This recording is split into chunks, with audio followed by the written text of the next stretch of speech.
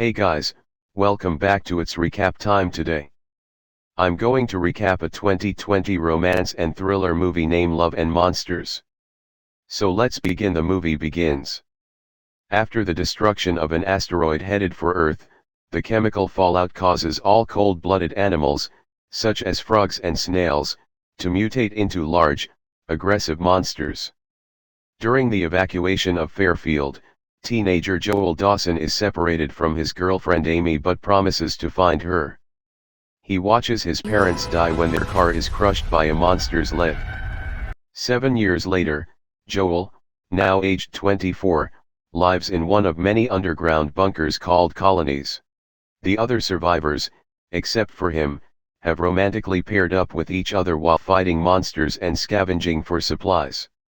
Joel is assigned to work as a cook, as he is notorious for freezing in dangerous situations. When a giant ant breaches his colony, killing one of the survivors, Joel decides he's had enough and sets off on a quest to reunite with Amy so that he doesn't end up alone.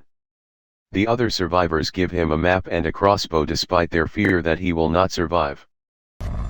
Passing through the suburbs, Joel is attacked by a giant toad monster but is saved by a stray dog named Boy, who follows Joel on his journey, warning him against poisonous berries and other dangers. Joel falls into a nest of worm monsters called scent gobblers, when two survivors, Clyde Dutton and his adopted daughter Minnow, rescue him. They are heading north to the mountains, where the colder weather and higher elevation means fewer monsters. They teach Joel some basic survival skills, how to fight, sense danger, and find food.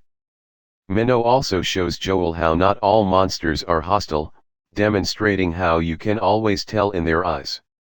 The pair invite Joel to stay with them, but Joel insists that he must find Amy.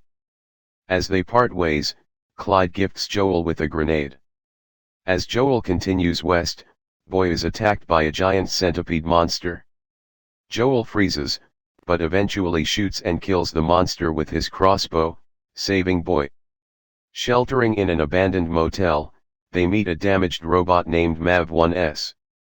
Before her battery dies, Mav-1S powers Joel's radio long enough to briefly contact Amy, where he learns that new survivors have reached her colony, promising to lead them away to safety.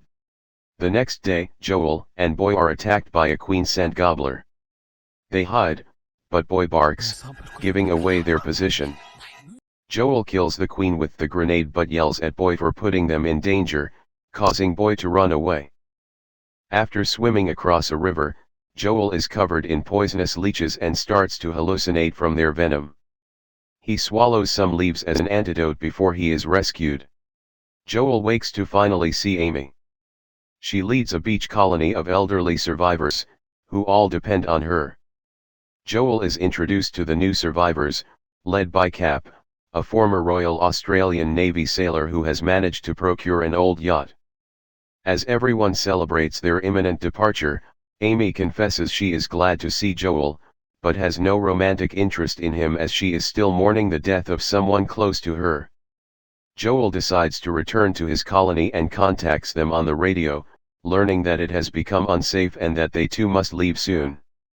Cap sends Joel some berries, which he recognizes as poisonous. Realizing Cap is not to be trusted, he rushes to warn Amy but is knocked unconscious. Joel, Amy, and the rest of her colony are tied up on the beach. Cap reveals that he and his crew are actually pirates who raid colonies for food and fuel. He summons a crab monster rigged with a makeshift electric collar to eat the colonists, but Joel and Amy escape their bonds. Boy returns and saves Amy, who steals a hand cannon from one of the pirates. Joel is about to kill the crab, but he determines that the monster is not hostile by looking into its eyes, and instead uses the cannon to destroy the collar. The crab leaves Joel unharmed and sinks the yacht, devouring Cap and the pirates. Joel recommends Amy and her colony head north. They share a romantic goodbye kiss, and Amy promises she will find him. Joel gives her a book containing all of his survival knowledge, and treks all the way back to his colony, persuading them to head for the mountains. On the radio, Joel sends a message to other colonies, sharing his experiences so they will also be ready to leave. As everyone heads north, Clyde and Minnow, already in the mountains, wonder if Joel will survive the next journey. And the movie ends here. So I hope you enjoy the video and don't forget to subscribe our channel and hit the like button. Thank you for watching. See you soon.